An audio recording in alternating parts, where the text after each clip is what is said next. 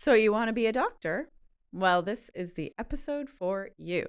Welcome to another episode of the Wealthy Podcast. I'm your host, Shauna Nairos, and today we are talking with Christine Ashenhurst, who is a second-year medical student with the UBC Southern Medical Program right here at Kelowna General Hospital, right here in beautiful Kelowna, BC. Christine and I get into it. We talk about everything it takes to get into medical school, what writing the MCAT is all about, and what a day in the life of a second-year med student looks like.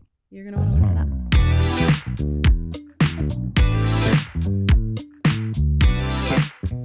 I am so excited about today's guest, Christine Ashenhurst, who is a second-year medical student with the UBC Southern Medical Program right here in Kelowna.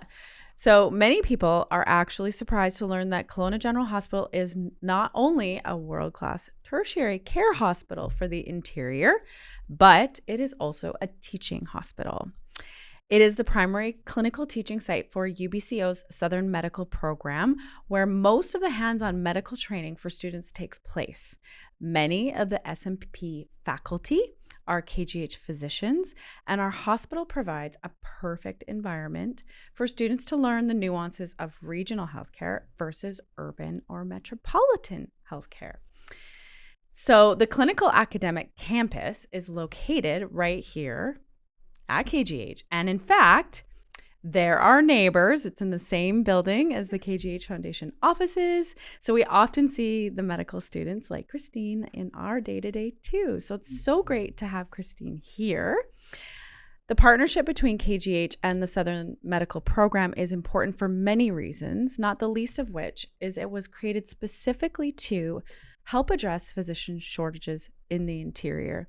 So training students here at Kelowna General Hospital increases the likelihood that they will do residency here, build relationships with local teams, and ultimately choose, hopefully, to practice here. But that's not what you all really want to know, is it? You want to know what it's like being a med student. How hard is the MCAT? How do you even get into med school? I want to know these things. So if you're someone who's thinking about applying to med school or the parent of one, wondering what separates successful applicants from the rest and curious about what the experience is like in those first few years, then this is your episode. Christine is here to chat about all of these things and more. Welcome to the Wealthy Podcast, Christine. Thank you. I'm so excited to be here. You are awesome. I'm so grateful to have you. You're so brave. We sort of plucked you out of another event that we were hosting and said, hey, why don't you come and join us and chat a little bit about your experience? So let's start. Let's go way back and start with how did you get here? Like, tell me a little bit about your story. Was there a time or a memory or an experience that you can recall where you like just knew or decided that you wanted to be a doctor? Yeah, for me, it's kind of always been either medicine or teaching. And so growing up, I was like always quite torn between the two. And I don't think there was ever a moment where I was like, one or the other. But what someone who's very near and dear to my heart said, they were like, you can teach in medicine and that's half the battle of it. And I was like, oh yeah, you're right. So I think throughout university, throughout high school, I did a lot of tutoring and education-based things. And even now in medical school, a lot of my extracurriculars are education-based because I just think it's so important as part of medicine that we do education and all of the wonderful things that come with there. And I just love teachers, and all the teachers that have been so inspirational in my life have been, I always think about them when I do medicine. Yeah. They come together. So little Christine wanted to be a doctor and a teacher, and now you found a path so that you can basically do both. Yeah. Why? Like, are you so we have lots of doctors that sit in that chair, and many of them have family members or people in their lives that are doctors, and so that sort of like puts that idea in their head. Did that happen for you? Yeah, my parents are physicians, so it was kind of all it was always around. And I will say there's so many first generation physicians too and medical students in our class who are wonderful. Like just like I don't think having a parent as a physician is like either a good or a bad thing. It's just what it is. Right. And so I never want to discourage anyone, and especially too if they don't know that they want to be a doctor when you're young, that doesn't matter. Like there's so much time to figure out what you want to do.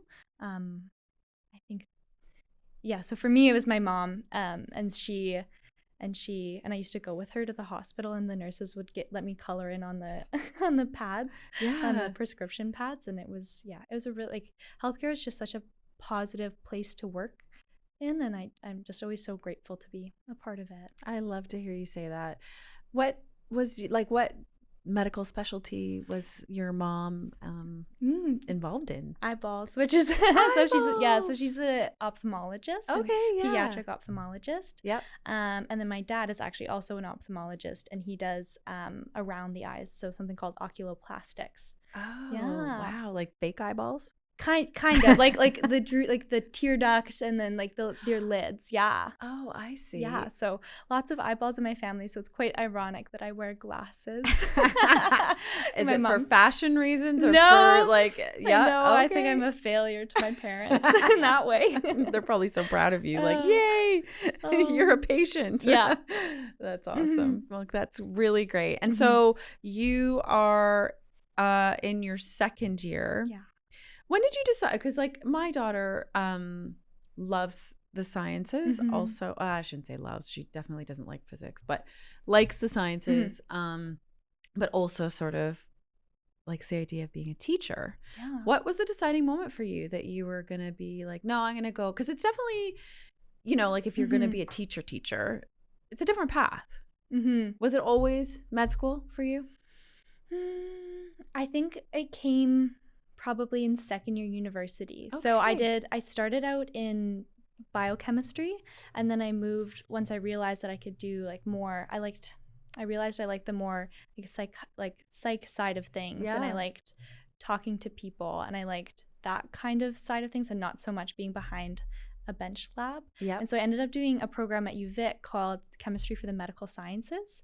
And so with that, I was able to do a lot of organic chemistry and pharmacology, and that kind of also inspired me to do a more medical just field. Keep following that path. Yeah. It's funny, before you came, Jason and I were just talking about how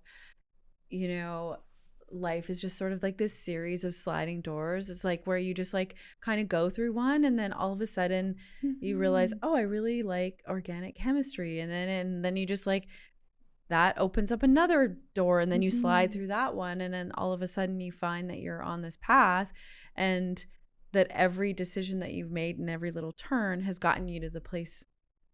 I don't know, we're feeling very philosophical on a Friday. Yeah, it's true. It seems like you're sitting on that branch of the fig tree, and it's like the Sylvia Plath. Sylvia Plath. Yeah. And it's like, oh my gosh, there are so many options, and even coming into medicine, you realize I'm like, oh, from little Christine on, I've been like, medicine, that's it, and now I'm like, what do I do in medicine? Right. There's so much to do. There's so many cool things that I could do. And now I'm like, oh.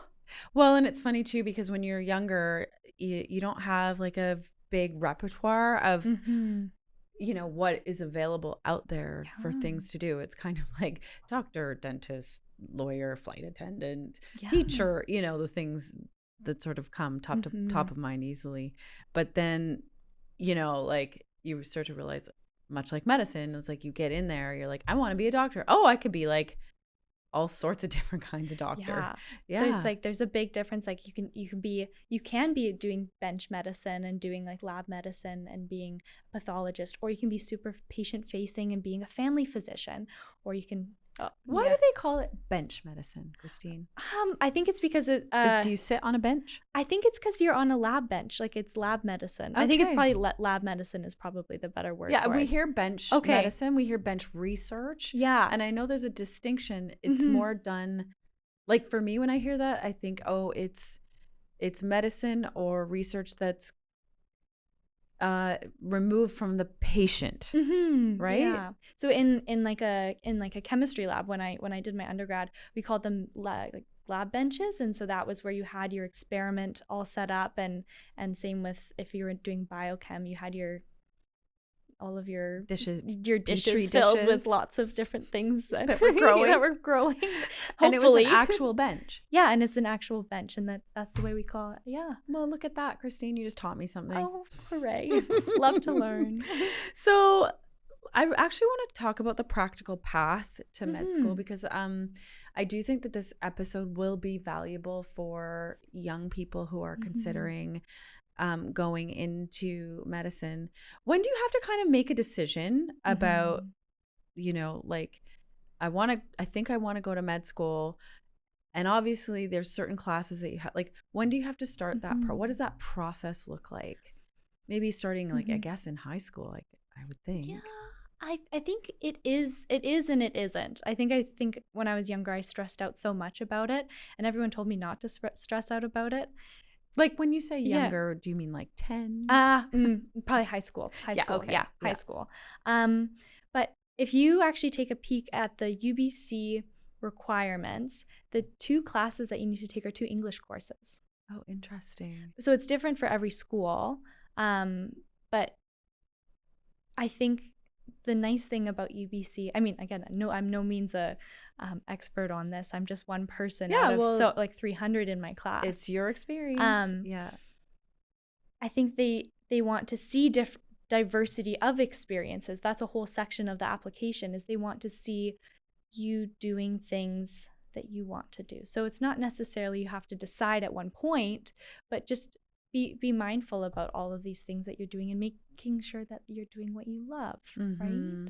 So you're talking about like the entry requirements for your undergrad?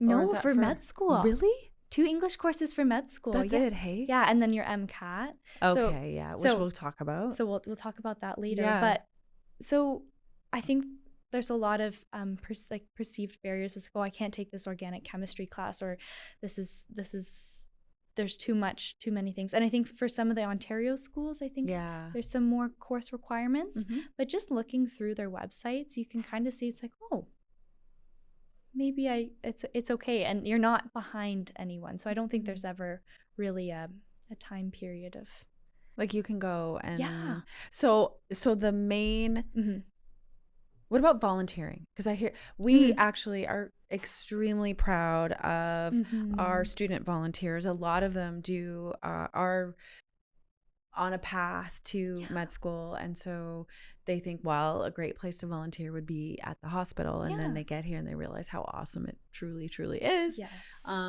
So is volunteering a component of that application as well? Yeah. So UBC, I think, also puts a heavy portion on your non-academic things, which is great, right? So if you're not as strong maybe in some of your courses, you can really shine through on your non-academic side. So volunteering is important, right? And I think volunteering, again, not just because you think it's going to be good on your resume, but volunteering because you care about it, and you're excited about it. And yeah, I think that was the biggest thing that I took away from talking to most of my peers, is we all had such different paths before we got to med school. There's people who worked in like electricians. There were people who were engineers. There were people who worked like there was a PhD in our class. Like everyone has such different paths that take them there. So yes, serve, and yes, give back to the community, and yes, volunteer, and do it because you love it, right? Yeah. And all of those things ideally will set you up to be whatever it is that you're gonna be. But I think, again, continuity. So it's like if you start something in high school and you continue it through university, like I think that shows a lot more commitment and dedication to something versus if you start and stop a whole bunch of things. But again, What did you do for volunteering? What was your thing? I was like, I love the environment. So Okay. yeah, that's something about me. I'm very passionate about that. So I did lots of beach cleanups because I went to UVic. Yes. So we have a beach there, and so did lots of beach cleanups, advocacy for climate Action. action, and lots of invasive species polls, like those kinds of things, which I really enjoyed. And then what else did I do? And then I was also a conversation partner. This is, I guess, how fitting for being in a podcast. It sounds like you've got some experience doing this. Yeah. So you're paired with international students to practice conversational English and then help them increase their self-efficacy and being able to do it. Yeah. So my partner we were paired up for 2 years. Fatima, she's wonderful. And where was she from? She's from Iran. Okay. And so she was doing her second PhD in applied mathematics. Oh, wow. She's smart. Super smart. And so she's a super big role model in my life. And I'm so grateful for the Global Community Program for pairing us together, because she is just education is so important. Yeah. Right? Yeah. Amazing. Yeah. Well, and so was she your partner, like your chatting partner? Chatting partner. Oh. So it was the best. It was like I just got to go. We would go for a walk and just chat. Nice. And it was great. Yeah. And now she's like a great friend, I'm sure. Yeah, great friend. Mm-hmm. And I imagine that experience also will really help you in the future with new Canadians, like patients that maybe English is not their first language, and just having some appreciation around how difficult it is to communicate. Especially, it's difficult to communicate when you have health issues in English and the primary language, but when you, right? Like when it's like not your primary language, I imagine that would be a huge barrier. Yeah, and like the emotional side of it too, where it's like, I don't know how to say, like, if it's my left, like, and then even in and then in medicine too, it's like medicine's a whole nother language outside of English. So you're right. Like if you speak English, it's like, I speak English. Do I speak Latin? No. Right? No. I know, but I mean, I guess maybe I know a little more than the average Jane, but like body parts, and it hurts in my stomach. Like where exactly, like there's all sorts of different things that could come out of that. That's really amazing. Yeah. I want to ask you about the MCAT because while I appreciate that all you need is English, you also need the MCAT. And my understanding of the MCAT is that she's a tough one. It's the marathon of marathons. And like you need to know some things before you get to the MCAT. So tell me what is the MCAT? Mm-hmm. What is it? What does MCAT stand for? Yes. The acronym. What is it? And what is in it? Yeah. Okay. So the MCAT stands for the Medical College Admissions Test. And so it's actually based out of the American, I think, Association of AAMC, Medical College. And so I think in Canada we use it as well. Maybe it's just the North American. Mm-hmm. Could be standardized. I think it's standardized between the two. Big test. So there's 4 sections. There's your chemistry and physics section, your biochemistry section, your psych and sociology section, and then your CARS section, which is glorified reading comprehension. Okay. Yeah. And so each of those is about an hour and a half long, and a few, I think there's ish. Each is an hour and a half long. And do you sit and write the whole thing in one go? Oh yeah. It's like a 7-hour day. So you get 10 minutes in between the first section, 30 minutes between the second and third, and then 10 minutes again as your last break, and then you're done. Wow. Yeah. And every time you go into the room, they pat you down to make sure you don't have and they scan your hands. Yeah, fair. Yeah. Invisible ink. And they check your veins to make sure it's you, I think. Seriously, or that you're not a robot. Yeah, I guess so. Wow. Yeah. Okay. So it is a long test, and I think the questions themselves are usually, it's a different way of taking a test. So a lot of the times I feel like in high school or in undergrad, you're getting direct questions where you're like, okay, XYZ, answer A, B, C, D, E. For the MCAT, you need to read a section. So again, it's almost like it's reading comprehension for all of it. Right. But so you read the section and then you answer probably 2 or 3 to 5 questions based on that passage. I see. Okay. And so even for physics and chemistry and bio, you read those things. So you have to learn how to read figures. You have to learn how to kind of translate what this is going on, then take that information and apply it to the question. So it's not just that you need to know your stuff. You need to know how to use your so knowledge. You don't need to just know like the formula per se, but you need to know how the formula works in practice or scenarios. And when you need to use what formula. And you're not allowed to bring in a formula sheet. Of course not. Of course. Gotta have that in your right head. in your brain. Wow. What's the hardest section? Or does it really vary by individual? Or is there a part that everybody's like, oh my gosh, the chemistry and physics is just like so hard? I think it is different for everyone. I think CARS is hard. The reading comprehension one is hard. Because you're all sciencey people. Yeah, I think because we're all sciencey people. And I think it is like, I think the questions are quite hard. Like yeah. tricky. Yeah, they're tricky. And you really have to read the passage and, this is hour 6. Yeah, and so you're tired. It is in that order. So the CARS? Or maybe it's CARS third, and then you finish off with psych and sociology. Yeah. Okay. Which are the easy ones? Well, I think it's more definitions based. I think that's it. And could be more intuitive. Yeah, it could, and it's more. I think people do have like a better grasp on. Yeah. Yeah. You don't need a formula necessarily. Yeah, it's less formula. Yeah.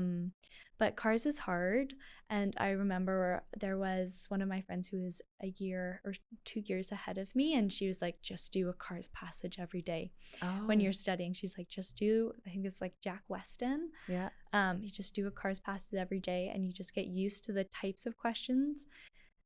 So they would do, so the CARS passage is like text. Yeah. Like a scenario, I suppose. And then it's a bunch of questions to test your understanding of that scenario. Kind of like they can be scenarios, they can be short stories, they can be pieces of like literature, they can be like historical stuff. They can be, so it's like, there's a lot of diversity in the passages. Right. Okay. Yeah. Interesting. See, that part, I'm like, I would have that dialed. Exactly. But the other 3 parts, I would probably, maybe the psych and social, maybe, but the other 2. So the bottom line is that many students start preparing for the MCAT even before they sort of declare that they're going to write the MCAT. So when you're in high school or you're in university, you're taking courses that would prepare you to be able to have the knowledge to write that. Yeah, and set you up well to do that. Yeah. So it is easier to relearn something than it is to learn it for the very first time. So if you've seen it is, I think the level of question is high school, first year and second year university. Really? Yeah. So it's not that it's super high level, it's just a lot of information. It's a marathon, like you said. It's long. Yeah. Which I guess is preparing you for something. Yeah. There has to be a reason. A day in the life of a med student. Do you think it's possible? There's a lot of information on the internet now. Let's just say somebody, you have to have an undergrad, right? Do you have to have an undergrad? No, still just back to high school English. Could you? University English. Yeah. Too, yeah. Oh, university English. Yeah. Okay. But yes. Okay, so let's say you have university English, but then you're like, meh, this isn't for me. Yeah. And then you just go and decide that you're going to work, make a living, travel a bit, whatever. And then you're like, I'm going to write my MCAT. Could you do that? Totally. Yes. Really? There's someone in our class who's like 35, and they wrote their MCAT like they had a full career Yeah. as an electrician. And then we're like, I'm going to go to med school. Okay. And so they did that. And they're wonderful. I And have my they- anatomy group with them. And so they presumably would just like study self-directed, Yeah. learn the things. So like there's courses that you can buy, which are like fine. But Yeah. like, honestly, the AMC website has practice exams. So that's Okay. the one that they go to. And they're paired up with Khan Academy. So Oh yeah. yeah, so Khan Academy has a whole MCAT run through, so you can go through that. So you can so Yeah. that's like it's like a prep school kind of. Yeah, right? Like and it's all online, and I think too, like if you can study with other people, Yeah. like that also makes a difference. How long do you study for it? Because I do Yeah. hear this a lot. I have a Yeah. couple of like my friends' kids are preparing for the MCAT Mhm. and putting time aside to do that. Yeah. How long do people typically? For me, I in between my second year of university and third year of university, I worked remotely, and so I was able to also study. So I took almost the entire summer to study. Wow. So I was done school in around May and then wrote in August. And did you pass the first time? Is that Mhm. unusual? I don't know. I think there is again, the same friend who told me to do the Jack Weston passage every day. She was like, write your first MCAT like you mean it. Yeah, like so that you can like be done with it. So that you can be done with it, because Yeah. a lot of people get into the mindset that you and you maybe I might not, and then I'll just and like do it or like again. just and they're Yeah. like, oh, I'll do it again, but it's a stressful, like it's stressful, Yeah. like so obviously, and if you don't do well in your first one, you can write it again and Mhm. totally, and you're going to do better, and now you kind of understand how the flow of the exam day works, and it's a big stressful day. What did you do to prepare? Okay, besides like studying all the things, like physically, emotionally, like it's a long test. Also, like, what did you eat? You know what I mean? How did you sleep? Like, did you sleep a lot the week before so that you would be super well rested? Like, what did you do to prepare? I don't even know how I did it. I was so well regimented. Like I was like, okay, I'm going to do for the few months leading up to, or for the few months I was studying, every Friday at the same time that my exam was scheduled at, I would write a practice exam, and I would pretend that it was my real one. So I'd be like, okay, and then I'd do the same routine where I'd go for a run around my house, and then or take my dog with me, do that, then I'd eat the same thing. Yeah. It's like I'm so superstitious almost. No, like, that's such good prep. I know, and I like same clothes I wore, like and like I really like I was like, okay, I'm going to write my MCAT every Friday. So you would spend like 8 hours or whatever it is. Yeah. So you would do your morning routine. Yeah. What did you eat for breakfast? I think it was oatmeal. Okay. Yeah. So oatmeal for breakfast. Oatmeal. Do the morning routine. Run with the dog. Same clothes. Sit down. Write the thing. Yeah. Every Friday. Yeah, and then leave it. And then after that, then I was done. And then Saturday I would come back and then go start through, again. Go through the exam. Okay. And take about just the same amount of time to do it. But so that was like, I feel like preparing me physically. Yeah. But there was a lot, like it's just a stressful thing. So it was a lot of like pep talks from my friends and from my mom. I love that. And from my dog probably too. Totally. Yes. Yeah. What's your dog's name? Fergus. Oh, love it. He's so ridiculous looking. I Do love you not him. have a Fergus? Is that your dog, Jason? Finnegan. Oh, Finnegan. Yeah, They might be Finnegan. friends. Yeah. Yeah. That's wonderful. Awesome. So it's the day of the MCAT. Were you nervous? Oh yeah. Yeah. So nervous.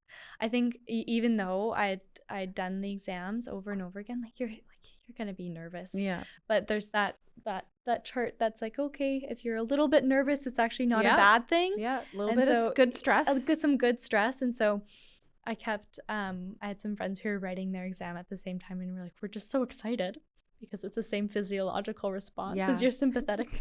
we're not not nervous. We're just excited. Just really, really, really excited. Exactly. It's true. Yeah. Right? So I think maybe some of those mental gymnastics are also good to prep yourself. Yeah. Yeah. And just going in there. And again, with the thought, like, I'm going to write this test like I mean it, but I can write it again. Yeah. There's always going to be other MCATs that I can write. Okay, so MCAT goes well, Mm-hmm. all the prep, all of the studying, everything goes well. You pass, then what? Okay. So you wrote the MCAT while you're still doing your undergrad. Mm-hmm. Yeah, okay. Yeah. And so the first time I applied was also in third year, my third year. And I'm glad that I did. I didn't get any interviews, not even a single thing. So you got your MCAT and then you apply. Do you apply through one portal and then just tick boxes, like send this to all these schools? Yes. For Ontario, yes. Yeah. Not for out. Not like for the Western. Yeah, not for the Western ones. Provinces. They're all separate. Okay. Mm-hmm. Yeah. I didn't even ask you, where are you from? Are you from Kelowna? No, I'm from Calgary. You're from Calgary. Yeah. Okay. Yeah, and then fell in love with BC when I was doing my undergrad at UVic. Yeah. Well, and if you like the nature and the environment, this is like, well, we're slightly biased, but it is the most beautiful place ever. It's beautiful. And like Calgary is home, and we have the mountains there, and it's beautiful. But there is something about, the ocean and like, in the lake here too. Yes. Like, it's such a special place in the world. Love that. Mm-hmm. Okay, so I'm sorry, I digress, but I realized, like, I'm just assuming you're from the Okanagan, but you're not. You're not, but that's okay. That's okay. It's wonderful. So you started applying for admission in your third year of university. Didn't get any interviews. No. Why? Well, it's that's just it, right? You don't know? They don't say, like, thanks, Christine. No.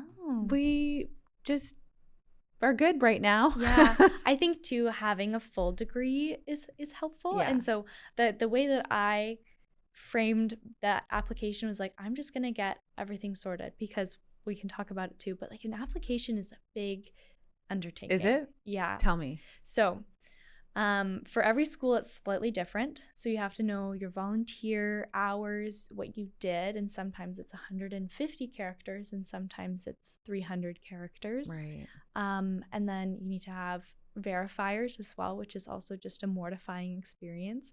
Emailing everyone that you used to volunteer for, like, hi, can you please verify that I actually did this? Yeah. We do that a lot for our volunteer students. Yeah. We appreciate it. Yeah. And any of you that are listening, don't be mortified. Yes. Yeah. Don't be mortified. I think the more mortifying thing is asking the second year. Yeah. And you're like, oh, here I'm back. Yeah. But I think putting in your first application with just like the thought of like, this is going to be a practice one. I'm going to just figure out how to. It's not that you're selling yourself, but you need to showcase what you've done in a limited amount of characters. In a limited amount of characters and in a limited amount of boxes. And so it's like you really are kind of just like fitting yourself into a box, which is never an awesome feeling. No, right? It's hard. And it's also hard knowing that you want to stand out. Yeah. And everybody else has the same limitations. Yeah. And even just like, I love my class. Like, we have like SMP, I think that is the best MP, and I just have the most like filled cup because I love all of my friends, and it's just like, and some of them had to apply 5 times. Some people got in on their first try, so it's like and everyone there is equally deserving. And so, sure, you didn't get an interview on your first one, don't let that discourage you. Keep going. Yeah. That's great advice. So you obviously applied again and went through that process. There's like short answer questions and long answer questions on those applications. Yeah. And you said it takes a fair bit of time. Like, how long are we talking? I worked on mine for probably over a month. Yeah. And I think this is one of your other questions about the best piece of advice. The best piece of advice I got after I did that first application was write down everything that you do just like after you do it, just write down like 1 or 2 sentences of what you did, how many hours, maybe put a contact number. And so then you have it there for you when you do your application. So I did that the year after. Sometimes you forget, right? Yeah. Oh and then my you're like, gosh. shoot. Yeah. And I was reading through that and I was like, oh yeah, I did do that. Yeah. That was great. And so I think that was the piece. And I think that's what made my application so much stronger is I wasn't just pulling from my memory. It was all comprehensive. It was way more comprehensive, right?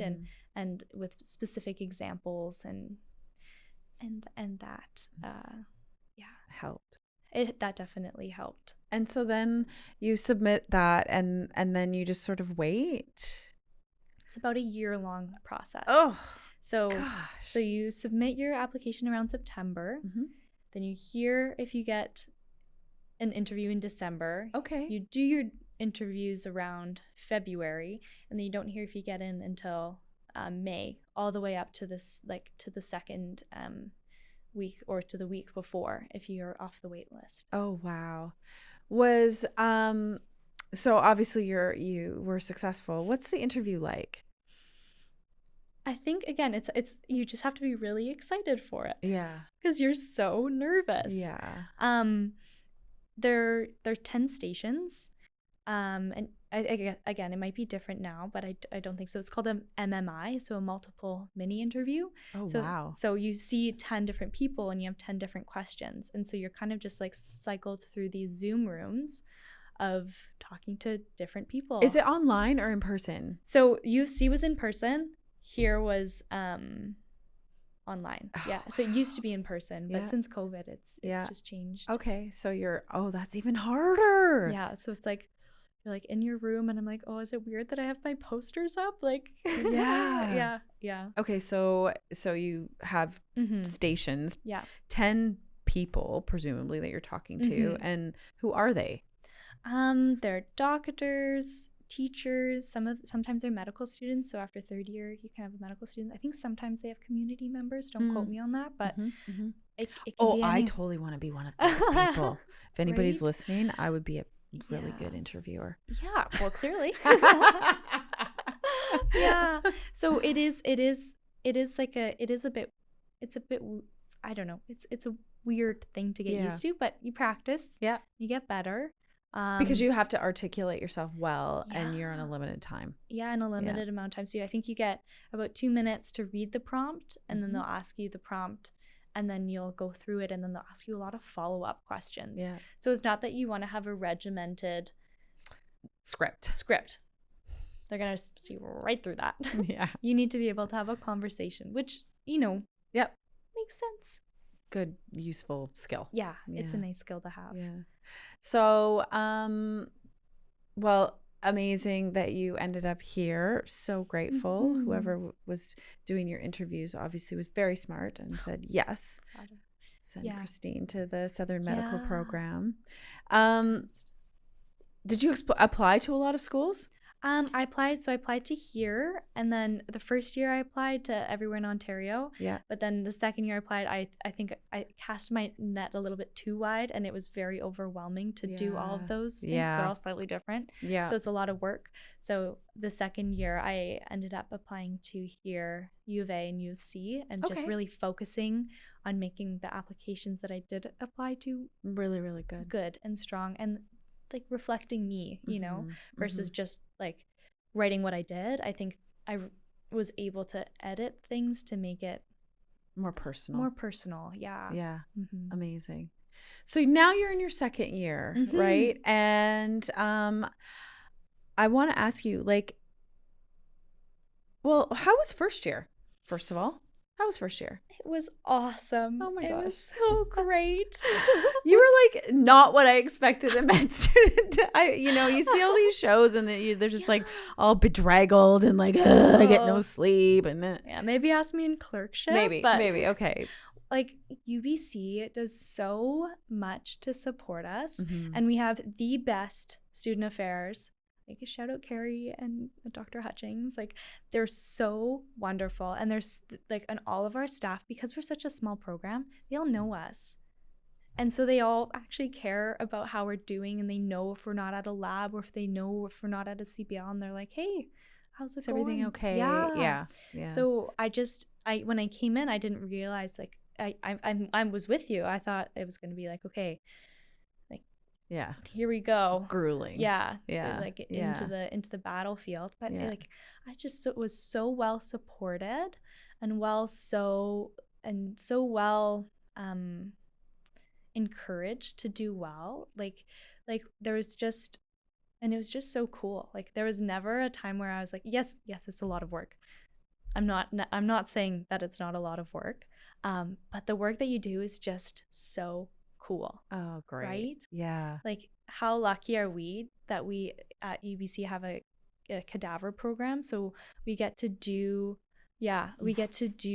anatomy, like truly do it, and you learn and so well, and all the fine things, and you really appreciate how the body works, and then you get such a good understanding of that, and then you bring that with your histology, and then it starts to make sense with, oh well, if that's not working, then I can see how that would cause this disease. And then our pharmacology prof would come in, and then they would teach us a little bit about how we do the treatment, and then all these physicians who are so excited to teach us come in, and it's just like so cool. Like it doesn't feel like school. Yes. Yeah.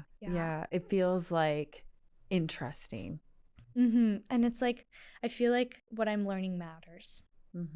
Right? Like it's like, this is something that is going to change someone's life, right? Or this is something that's going to impact their life. Like when I see, as a future physician, like when I see a patient in their most vulnerable time, and I get to help them, like, are you kidding? That's awesome.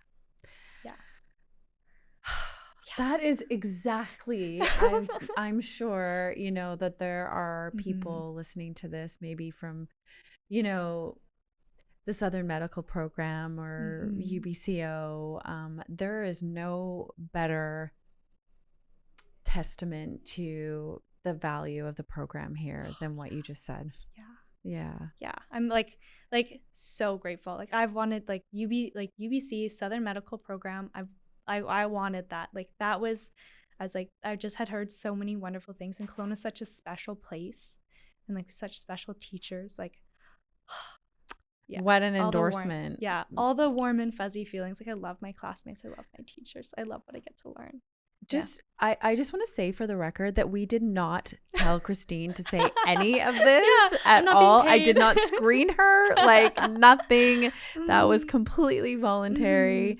And I'm sitting here with you, and I can like feel the emotion behind what you're saying. Like I know you really mean this with all of your heart.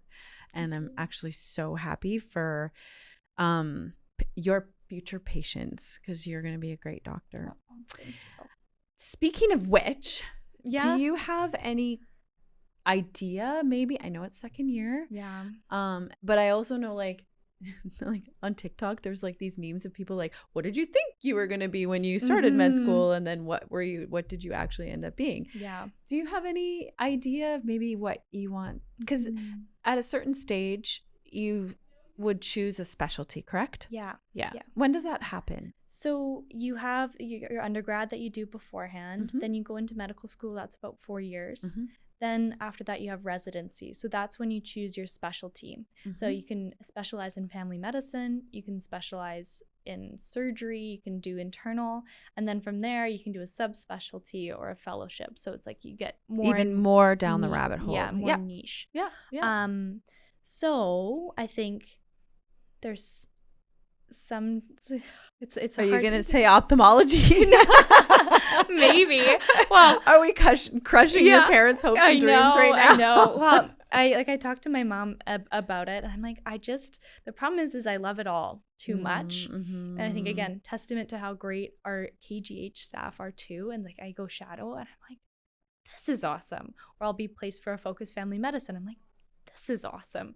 And so we're supposed to start thinking about what we want to do now, but every time I do something, I love it. So are you not going to answer me? You're going to give me I'm thinking about it? I'm thinking about it. I mean, what's on the top of the list? The top three. is family medicine OB. Okay. Love that. Yeah, because I think the continuity of that is awesome. And then I think palliative care too. Oh, would like, and do like, I think the family subs, like the family plus ones is kind of where I'm leaning towards. What is that? So in family, you do your residency in family medicine. That's 2 years, and then you can do a plus 1 year, and so you can specialize, I guess, within family medicine. And you can do dermatology, sports medicine, palliative, and like there's more and more and more. And for anybody that may not know what palliative is, what's palliative care? Palliative care is the other side of care. So it's not just the goal is not to cure someone. The goal is to help them through the last few bits of their time here. Right? The end of life. It's transition. End of life. Yeah, end of life care. And so I think there's so much to be said for that. And just like being a positive, like having a positive, dignified death is just, something I'd love to be able to give to people. Okay. I know enough about palliative care to know that it's just as much about the family as it is about the I often don't like the word patient, client. It's a little removed, but about the person who's receiving care. Exactly. Right. So it takes a special kind of disposition, I guess, to be working with families that are going through a pretty difficult time. Again, like some of the hardest times of your life, right? And so being able to do that and talk to the dietitian, and so it's like if someone's eating, like what are they eating? Can they eat for pleasure instead of for nutrition, right? And so or things like that, and then talking to like spiritual care and just bringing in all of these pieces, and it's just such an integrated and multidisciplinary approach, and that's what I love about it. Yeah, awesome. But all of it's awesome. Okay, so family medicine, specialty in obstetrics or palliative care. Is there a third, door number 3? Probably pediatrics. Of course. Yeah. I love pediatrics and kiddos. But I came in dead set on pediatrics. But I've started to realize like how wonderful it is to talk to older folks, and everyone's like, oh, kids are so cute. I'm like, old people are very cute in their own way too, like older folks. Yeah. And just like, I love that you say that, because we're so fortunate here at the KGH Foundation to work with all ages and stages, but many of our donors are elderly. And just like, I think the pediatrics and, perinatal babies is sort of like the shiny fun stuff. It's really easy to love it. It's really easy to love it. But for those people that feel a genuine affinity or connection to folks that are in sort of the later stages of life, it's such a special relationship. Yeah, totally. Right? Because there's like a wisdom and the lives, like a simplicity too. Like, do you know what I mean? Where like they're like all of the noise and the distraction that maybe we get caught up in midlife has sort of faded to the periphery, and so they're just super clear and like no bullshit, Exactly. Like they're hilarious. Like they do not hold back. No, which is perfect. It's like I think we could all use a little bit more of that in our lives. Totally. Yeah, and I will say too, like my both my grandparents have like. My granddad on my mom's side just went through like a stint at the hospital, and he had the most wonderful geriatrician, and it made all of the difference for him, like truly. And he was like, I never thought about this way, or just like, and taking the time to explain something. And so it was just like, it was so wonderful and inspiring to see, like, medicine can do good. Yeah. Right? It totally does. Yeah, it really does. So, well, we'll just have to wait and see how it all works out for you. Very exciting. Doesn't sound like there's a bad option in there. So exactly. I know it's always been medicine. I know I'm going to be so happy in whatever I end up in, and so I get those sliding doors. I'll see which one I end up in. Yeah, exactly. Mm-hmm. So tell me a little bit. We were talking before we started recording about like a day in the life. Mm-hmm. What is your, I don't want to minimize the undergrad's academic calendar schedule, but like sometimes I look at my kids' schedule and I'm like, both of them are in their undergrad and university. I'm like, looks pretty doable, right? Yeah. Jason's laughing. I have an undergrad. It was doable. What does your day look like? So like what we were saying, it kind of looks a little bit more like almost like high school. So okay. For first year, we had Monday, Wednesday, Friday. We were on campus for the most part from 8 until 4 or 5. Okay. Monday, Wednesday, Friday. Yeah. Monday, Wednesday, Friday. And so in the mornings, we have something called case-based learning, so CBL. And we get 2 hours where we have a case that we go through. And so and we have questions that we answer, and we do reading prep the night before, and you're not allowed to bring your notes in. So you have to remember gotta know it. Yeah. So you've got to know it and apply it. Again, it's kind of similar to MCAT, I guess, in that way. But so you have to know your stuff and you apply it, and then you talk in a group. And so you really learn how to work in a team and get better at remembering things and explaining them to a group. And so then we write everything on the whiteboard. So that's for 2 hours. Then usually for the rest of the day, we'll have lectures. Then sometimes in there we'll have an anatomy lab. So that's where we'll have the lecture first, and then we'll go in and do our dissections. Right. Okay. So that's like hands-on. Super hands-on learning. Yeah. And then, so those are our days at UBCO. Mm-hmm. And this is first year. This is first year. Yeah. Okay. So second year is very similar, except we just flip the days. So I see. Yeah. So you have, okay. So then what do you do on the alternate days? So then on the alternate days, it's more of our clinical days. Okay. So in first year, you learn first comm skills, so communication skills, right? I love that. Yeah. And like, it's you heard it here, folks. They do learn communication skills. It's like, cause it's one of the most important things that you can do as a doctor. Yeah. So I think there's a lot of emphasis on like, how do you take a history? What is a history? Right. I didn't know that. I didn't know what that was. What is it?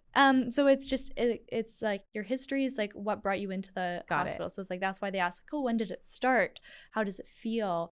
Where is it? Where's your pain? Can you rank it? So we have all these questions that we are taught, and so at first you're kind of like, well, I don't understand why I need to know this. Then as you start learning a little bit more, the questions that you ask become more pointed at the things so the pathology that you learn. And so you can say, well, if I think it's an appendicitis, does it hurt more when you press or when you like press in or when release it, right? Yeah.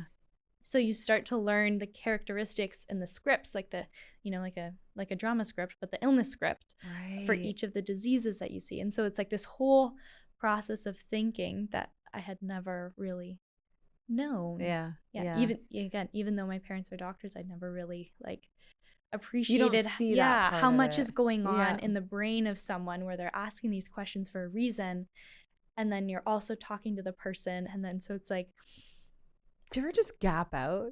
Yes.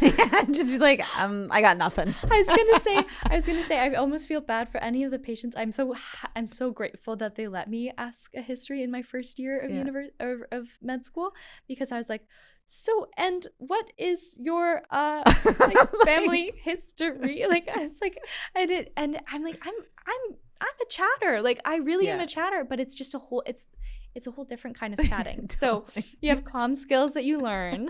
Can you write it out like I do? Like, here's a draft list of questions. Yeah. I have a little template. It's like old carts, and then like you've got your kind of questions and your mnemonics. Yeah. So you start to get better, and then you can kind of do it more fluidly. And so now I feel like when I take a history, it doesn't feel as checklisty, but it feels like a conversation. Yeah. Which is the way, the goal. And that just comes with doing it over and over and over again. Mm-hmm. And I've got a long ways to go still. So, but that's it's okay. So funny. You just think like, I love talking to you because like there are things about the relationship that we have with our physicians that you just kind of take for granted. Mm-hmm. It's like, so you'll go home and be like, oh, I wonder why they asked me that. Or like, Or even just like, I can't believe they didn't ask me about this. Do you know what I mean? But when you think about it, like there's so many things that you have to think about and that you have to ask about. And you're just sort of relying on like what your brain can conjure up in that moment and the practice that you've done over and over and over again. Yeah, that's why it's such a long long haul for medicine. But yeah, so we did comm skills and then we do clinical skills. So that's upstairs. Okay, yeah, that's here at the clinical academic campus. Yes, it's wonderful. And so we learn how to do like an abdominal exam. You learn how to percuss and use your stethoscope. Yes. Yeah. Can you hear it? Yeah. So it's like, it sounds... Oh, you're good at that. It sounds different on different things. What are you trying to do there? Like, what is the point of this? So it's to like hear if something is blocked? Yeah, I guess so. So you see how that sounds different? You're really good at it. I'm not good and at then it. Versus like if I were like, so you can find where like, you can kind of find where the organs are underneath you. Yeah. Versus if I go like... Yeah. It sounds different when there's different things underneath it. Anyways, I thought that was the coolest thing ever. We're all doing it right now. Like, you're gonna have to teach us this when we're done. Yeah, I know. Oh my gosh, it's so funny. When I was a kid, my dad used to do that on my stomach and be like, "Nope, there's room for another bite of broccoli." Oh, it's not like nope. You need to take a poop. Yeah. And you can hear the difference between when there's solid underneath it versus if it's like open, so you call it tympanic or like resonant in your lungs. So all of those things that like you're like, why is this doctor tapping me right now? I don't understand. To learn that. And so you have to learn it. Yeah. And then like how to listen with your stethoscope and then all the different maneuvers. And so it's nice to have the background in anatomy and the background in all of the physiology, because that then comes up in your clinical skills, because you're like, oh, I learned that. Oh, why am I tapping on someone? Oh, it's because if there's fluid in their lungs, I can hear it. And that's probably not a good thing. Or I just totally nerd out about it. And it's just the coolest thing ever. Do you ever, I'm asking you some very weird questions that were not on the list, but, so you're in a cohort. Mm-hmm. How many are in your cohort? 40. And you guys are, it sounds like you have a really beautiful relationship with all of them. I love my class. Okay. So this is like not exactly the same, but I'm in a group of like 35. It's a cohort. It's a dance class called hip hop. It's an adult dance class of hip hop. And it's performative. So kind of like what you're talking about, right? Where like you're all together and then like you're learning things and you're tapping and you're doing things, but you're expected to kind of like pick things up and know. Sometimes when we're in adult hip hop class, I feel very like worried about messing up in front of everybody else. Is that like a thing? Definitely for the first few, especially because you don't know each other very well. Yeah, and so it's like everybody here is so smart and so good, so wonderful. And then you're kind of like, oh, we're all in this together. And I think it is like, especially in the first few years, like it is a perfect place to mess up. Oh, like we have so much, like we're given quite a bit of responsibility, but it is highly supervised and highly like this is the time to make mistakes and this is the time to say things wrong. Yeah. Right. Because I'd much rather learn here in a supervised condition than later. So it's always, and so these comm skills, so you're doing a fake interview and then there's 4 other people in the room watching you do it, including your classmates. And you're like, I just glitched. Yeah. I forget everything. Yeah. And then, and then it's sometimes you're like, you're breaking the 4th wall, like talking to the rest of the people in the room.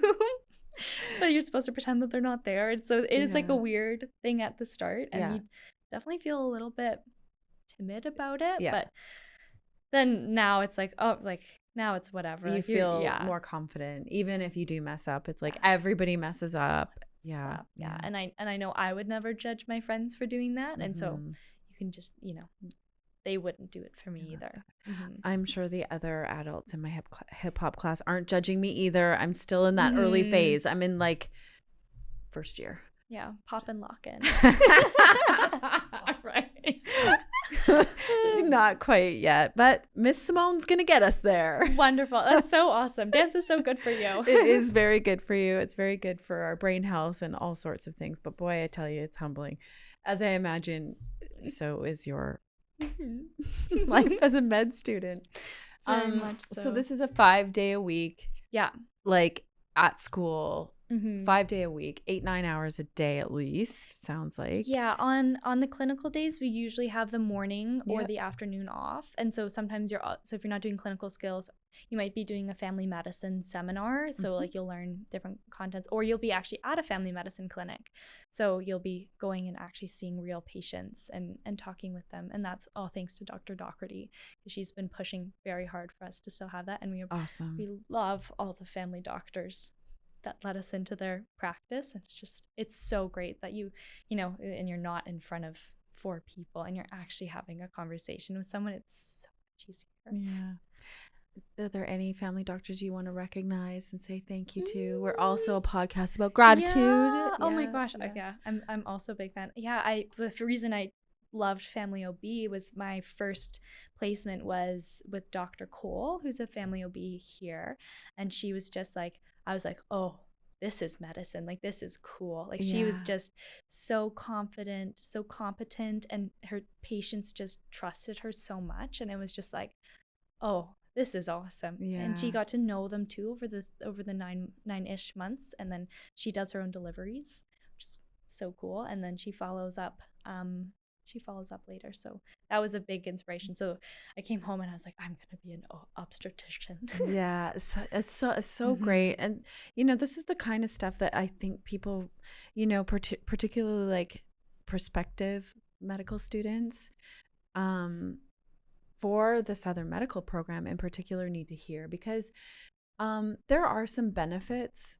Definitely. I mean, you referenced, we were talking, my son Jack goes to U of T. He's definitely not in the medical program, but it's a big school and it's a different experience working in or like getting an education in a big metropolitan urban community such as, say, the GTA or even Vancouver or even Calgary. Like, and some of the things that you're sharing, I don't know if they're unique to the Southern Medical Program, but I think they probably are. Just the intimacy and kind of like the relational aspect of it. What would you say for you are some of the biggest benefits of choosing this program? Yeah, I think the smallness and the closeness. I have some friends at UBC I have some friends at U of C as well at the med school there, and some friends in Vancouver, and it's just you can't hang out with everyone, right? Like it's just a product of the fact that there's 200 something people in your class. Like you can't know everyone, versus here 40 people is pretty manageable. Like you can know everyone's name. So even in the bigger centers, it might be hard to know 40 people very well, even though there's so many people, but just you don't see the same people over and over. You don't have CBL with them over and over and over again, right? And so I think being able to be in a community that knows you and supports you, like I love CBL because it's just like we just get to hang out and learn. It's great. And I think there is a lot of benefit in being in a smaller center too. There's less learners here. So if I'm shadowing, sometimes I'll just be the only person with a doctor, and so they so you get like all the goodness to yourself. Yeah, totally. And again, like you were saying earlier, like if this is a tertiary center, we've got a lot of cool medicine here, but we also have the consideration of like rural medicine, right? Like, and some people have their family practice in Penticton or in Vernon or in Summerland. So it's like you kind of get to see a little bit more of how the interior functions as a health authority. And so I think that's super cool. Yeah. And I just think that because Kelowna is such an awesome place, I think the doctors are happy here. I hope. That's the way it feels. And all of our teachers are happy to be here too, and they just want us to do well.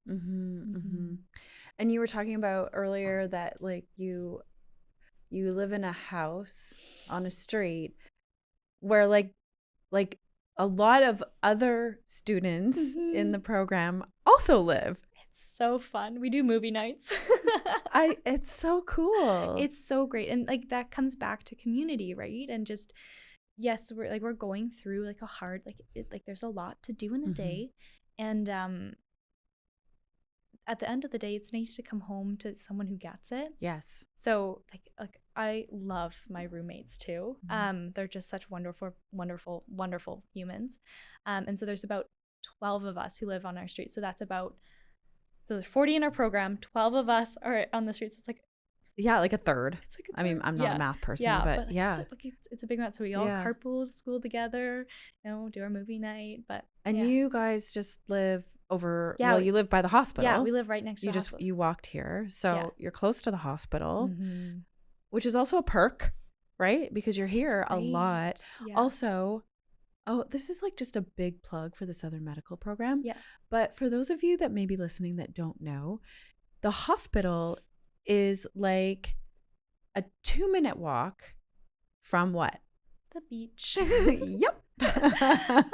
It's so lovely. There's an Abbott Street. Yeah. Like, so again, roommate walks, we'll go and we'll debrief the week, and we just go and we walk, and there's the lake and it's beautiful. And then especially on Abbott Street when there's all the trees and they're changing color, it's great. It's a beautiful place. Yeah. And I think, there's a lot that probably is daunting about going to med school. So being able to just fold into a community that is smaller, that is more oriented, even just like you were talking about the differentiation between kind of like an urban versus like an urban hospital versus a tertiary care hospital where,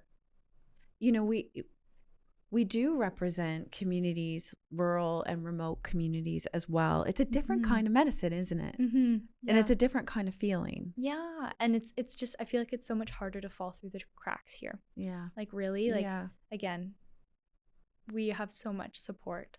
And I think it is hard to hide in a class of 40. Like it's possible. Like obviously, like if you don't want to draw any attention to yourself, like you can get away with it, but why would you, right? Yeah. You have been just such a fantastic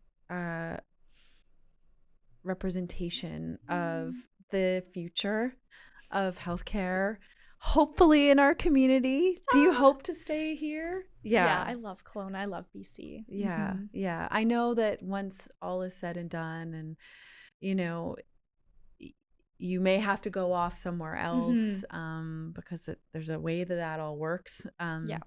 But ideally, as I said in the intro, the best case scenario is that you do stay here and you practice medicine here, and you're going to be a fantastic physician. I have no doubt of that. I just sort of closing reflections for you, Christine. What's one thing that you wish that you could tell your sort of pre-med self? Maybe something that you were totally overthinking or stressed about or just had like very, very wrong. Yeah. Like if you could go back and just have a chat with, pre-med Christine, what would you say? I think I'd say like there's no rush.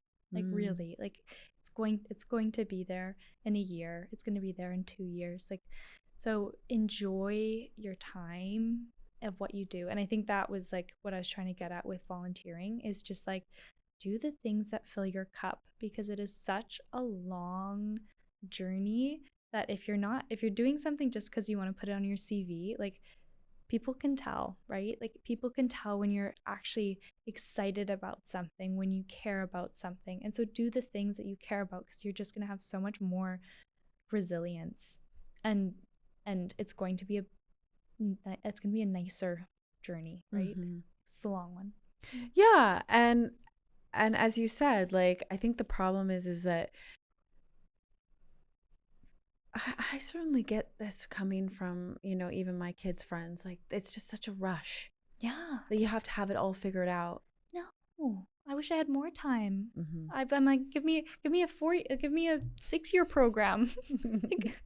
like there's so much to learn and so much to do. Like, I think, yeah, and it's like that 1-year waiting process too of when you do your applications.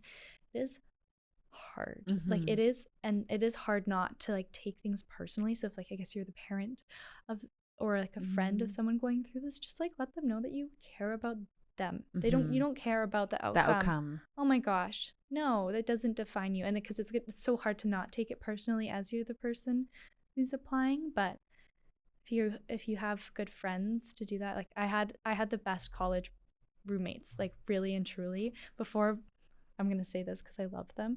Before my interview, the night before, I went to bed really early. I woke up and they covered my door in stick-it notes that said, "Good luck, we love you, you got this." Like, and I was just like, because I was so stressed. And then like seeing that, I was like, no matter how I do, I've already won. Yeah, right? Yeah. It's just like, so those kinds of things where it's just like, be there for your friends and they'll be there for you, right? And the relationships are so important. Like the reciprocity, like it's a beautiful reciprocity, right? Like, yeah. So I love them. And so friends. What are their names? Let's give them a shout out. There's 6 of them. So you go. So we had Kenzie, Grace, Bryn, Isaac, Emily, and Maya. Thanks, friends. Thanks, friends, for getting me here. You got her here. Okay, last question. Big question. When you imagine yourself as Dr. Christine in a few years, what kind of impact do you hope that you'll have on patients and the community? I think back to what we started with education is medicine. Like, I want my patients to feel heard and feel like they can trust me and that I can tell them what I know and then help them understand why that's important. So just, it's not what I think, it's what you think, and we understand it together and we can come and make up a decision, and I'm here to support you and I'm in your corner. I just want my patients, like future patients, to know that I'm in their corner and I want them to trust me. Yeah. I love what you said too, the teacher in you, about like basically empowering your patients to with the knowledge and the understanding of what's happening. And I think that is part of the scariest thing when you're sick or when things are not going the way they should, is feeling like you have no agency or no control, or like you're just literally depending on somebody else. Yeah. It's scary. It's so scary. And you're so vulnerable.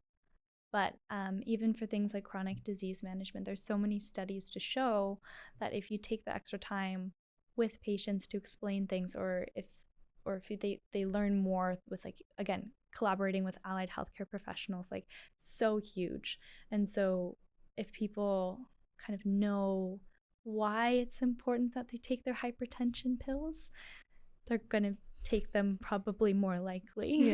So I don't know. I've been doing, as part of my Flex project, community engaged learning events. So sometimes you'll see me at the mall and I'll be like, you want to learn about eyeballs? You want to learn about diabetes? I will be so excited if I see you at the mall. Yeah. So that's so great. Oh, it's the best. And it like, again, fills my cup. It is so fun. And I love talking to people and I hear their stories. And so it puts you in a very unique position of just like kind of understanding what the community's going through right now, right? Yeah, like staying close to the community, right? Yeah, totally.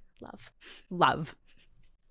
Right, Arden? Love that. Love yes, that. And I actually really do. Christine Ashenhurst, it has been such a joy to talk to you today. I really appreciate you coming and sharing and being brave. I know you've never done anything like this before. You did an amazing job. You have a wonderful way of articulating the experience that you're having in a way that just feels really accessible. And I hope that you have inspired other future medical students. We need more doctors. Yeah, we need more doctors. And we also just, again, this was not designed to be a promotion for the Southern Medical Program, but I learned so much about what is special about that program by just talking to you. And so hopefully this will also inspire future medical students to really consider UBCO's Southern Medical Program and all of the amazing benefits that we can offer in Kelowna and here at Kelowna General Hospital. It's wonderful. Thank you so much for having me. This is awesome. Thank you for coming.